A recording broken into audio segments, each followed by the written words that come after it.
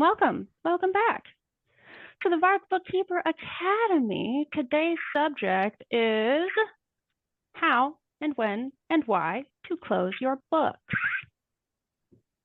And Angie wrote me up a fantastic little thing we're going to go over here today. So let me share my screen. And before we actually get started in the functions, can everyone see QuickBooks? Yes. Okay, great. I can see it. Awesome. So since it's mostly our people, and I trust we all know this, let's just go over the basics. Why should you close your books so no one can touch them, mostly? Typically, when we're talking about closing the books, there's a couple of meanings. Probably the most common one is like what I consider to be the more colloquial term, which is, when will the books be done? When is the bookkeeping completed? When are things coded, reconciled? Usually when people are like, hey, when are the books closed? When will the books be closed? That's a lot of the time what they're talking about. But we are also going to be discussing a hard function in the software that we can apply that it does actually do something to the books. So when you would want to do something like this, most commonly is going to be at the end of the year, or at the very least at the end of your fiscal year, depending on how the company runs things. After you've completed all of your adjusting journal entries, you've gotten everything taken care of, you've filed your taxes, you can go in here and say, hey, as of this date, typically December 31st, at the end of whatever year, we're done, we're locking it down, nothing else is getting changed. You can change things, which we'll go over, but ideally, fully closing the books for an annual year is you're just shutting it down, not letting anyone mess with stuff, which is very good, and we do like to recommend. A lot of people don't like to accept that recommendation. That's fine. We'll also talk about that. But let's start in QuickBooks Online and see how we get to it from there. Super easy. We're going to go over to our little gear icon up here in the upper right, over to your company in that very first one, Accounts and Settings. We're going to open that guy up. Over here to the left, we're going to go down to Advanced. Yes, without saving. And then it's going to be in this first section right up here. And there's a lot of fun stuff in this first little section, this accounting section. And a quick note, only a primary admin, a company admin, or an accountant user type will be able to do this. So if you have like custom roles or just like roles with less permissions, they will not be able to do this. So that's good to know. No, your AP person isn't going to come in here and decide they want to shut everything down for some reason. So you can select the first month of your fiscal year. If your income tax year is somehow different from your fiscal year, you can change that. You can change your accounting method here. But this right here is what we want, this close the books option. When you turn that on, you are given an option to put in a date. For our purposes today, we're going to pick the date of the end of last year. And you have two options on this other dropdown, which is allow changes after viewing a warning, or allow changes after viewing a warning and entering a password, which is what we're going to pick today. And the password is going to be password.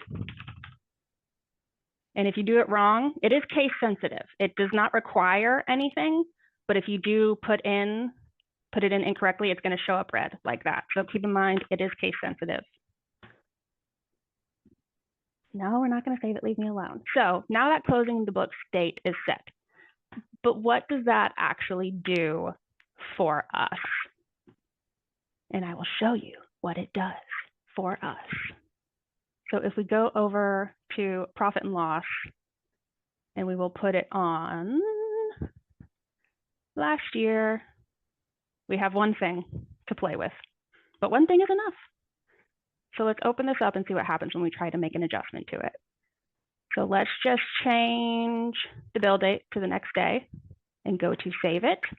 And it's going to say, oops, this transaction was on or before your company's closing date. Editing the transaction will affect your books. Do you want to continue? And this is where you can put in your password and make that change. So even if you do actually apply this If you have any clients that are maybe a little bit worried or a bit apprehensive about it, one thing that I do know about QuickBooks is so many things can be changed, can be reverted, can be fixed. Very few things are permanent. It's all right to make some mistakes because it's very easy to find those mistakes. It's very easy to revert those mistakes. So if you are able to at all influence them to actually implement this on a yearly basis, I would highly recommend that you encourage them to do so. It's very nice. It's very convenient. It's very not cool when clients go through after the books have been closed for the year and start changing a bunch of stuff. And then you go in, you see these changes, you're like, what's going on? Why would you do this? So that is QuickBooks Online. Anyone got any questions, comments about that so far? No, ma'am. Oh, good so far. Awesome. Let's go. I'm going into, can y'all see the desktop now? Yes, ma'am. Okay, great. Now we are going to go over how to do this in desktop. Very simple, although we do have two avenues in desktop, which are pretty fun. You have one option to go over here to edit and then down to preferences, which will bring up your little preferences settings section. And then I believe it's in accounting and then company preferences. Yes, so that is one way over here to edit, down to preferences, into accounting, company preferences.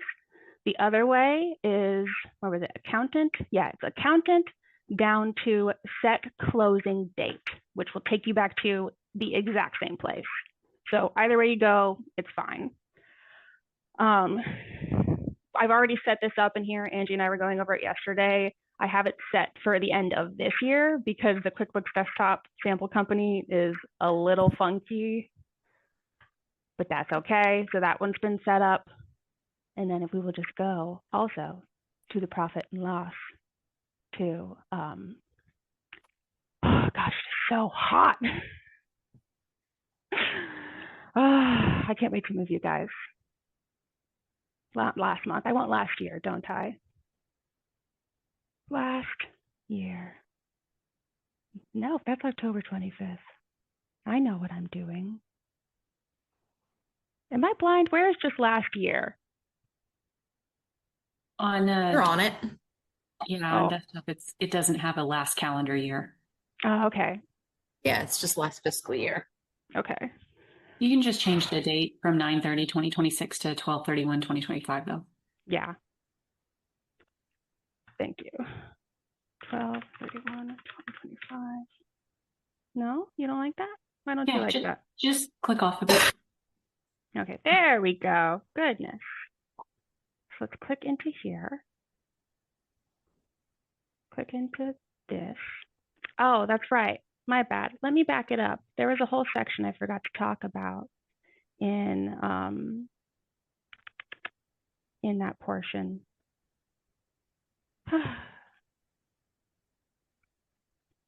Here we go. My bad. Need to bring this up. When you go to actually set the date and the password in desktop, you have the option to check this box right here, which excludes estimates, sales orders, and purchase orders from these closing date restrictions. Unless you have a very good reason to leave that unchecked, let's check it. Because as Angie pointed out, it is non-posting transactions. It's okay because sales orders can span multiple years in some industries. So if you are setting this up in desktop, make sure you have that discussion with your client. And if needed, make sure you get this checked before you start doing this. Yeah, I don't know about that. Okay, great. And now, hopefully, there we go. Yes, there we go. And again, if you try to change something, just like in QuickBooks Online, you're going to get a pop-up. This modification will affect transactions from closed periods and could also affect previous financial records. And you are prompted to enter a password at this point. So that is all I had for the instruction portion. It's a very easy thing to do. I highly recommend you encourage a client to do it, although as I'm sure we are about to discuss and chat about, some people don't really like to have a hard closing date on that. So that's where I would like to kind of turn and open the floor up to my lovely colleagues. What is your experiences with trying to actually deal with closing dates with a client? Because I only have 2 clients that actually implement a close feature, and I'm not told about it. I tried to, I think I tried to edit a memo or something, and it was like, no, you can't do that. And I was like, oh, y'all close your books. But otherwise, I'm not really a part of the conversation. A lot of my clients don't really seem to be too into it. So what are y'all experiencing? Yeah, most of my clients kind of push back on it. Yeah. Do they say why? Do they just like to mess with stuff? Good question. No, so I specifically had a conversation with one who I was like, I've noticed that changes are made to, previous years, and sometimes that actually gets your account out of balance, your, different bank accounts or whatever out of balance. Can we set a closing date? And that way, you won't be making changes. And they were like, well, sometimes we have to make changes. I'm like, well, those changes should really be discussed with your tax professional before you make them, instead of just making them. And this will keep you from accidentally changing things you shouldn't. And I'm like, oh, well, I'm the only one that makes changes, so it won't be a problem, but it is a problem. And I don't know. They're just like, no, I'm the only one that messes with it, so we're just going to leave it. Like, no, I'm good. And even having the discussion about, this changes your tax returns when you go in and you change your invoice amounts, or you change your payments that you received, or, you change things to change the date to a different reporting period or whatever. And I don't know. It's just, I'm like, well, if you're the only one and you have the password and it's something that's absolutely necessary, you could still do it. This is just kind of a reminder that this could affect your financials. And I don't know. They're just like, no, I'm the only one that does it, so I'm good. Yeah, Okay. especially when, especially in that case where they're the only ones and we can give them the password. Yeah, it's a bit frustrating because there's no reason to not to. Or don't set a password, and then you just get the warning of like, hey, you're about to change something in a closed period. Are you sure? I mean, although QuickBooks has lots of things like, this is reconciled. Are you sure you want to delete this? And it's like, yeah. Absolutely. Yeah, I feel like they do tend to see those warnings and either freak out and call us, or disregard them completely and don't even read them. Yep. Right, because even if you're just adding a memo, it will tell you this is a transaction that's been reconciled. Or you want to do this. I'm like, okay, my memo is not changing the reconciliation. It's just a no. Why is this an issue? Yeah, I get that all the time. It's like, I'm not actually altering anything. Thank you. Bye. Yeah, and I know we've like really hammered down annual, but even things like, I have clients who call and say my sales tax liabilities no longer match. What's going on? And I'm like, oh, well, we go through the audit trailer and we find that someone deleted an invoice, or, just whatever. And it changed the previous sales tax period. So now your liabilities don't match, blah, blah, blah. I'm like, well, considered putting a closing date and password so that once you file sales tax, no one can change anything. And they're like, absolutely not. What if we need to change something? And I'm like, then put in the password. Yeah. No, you can only do what you can do. Yeah.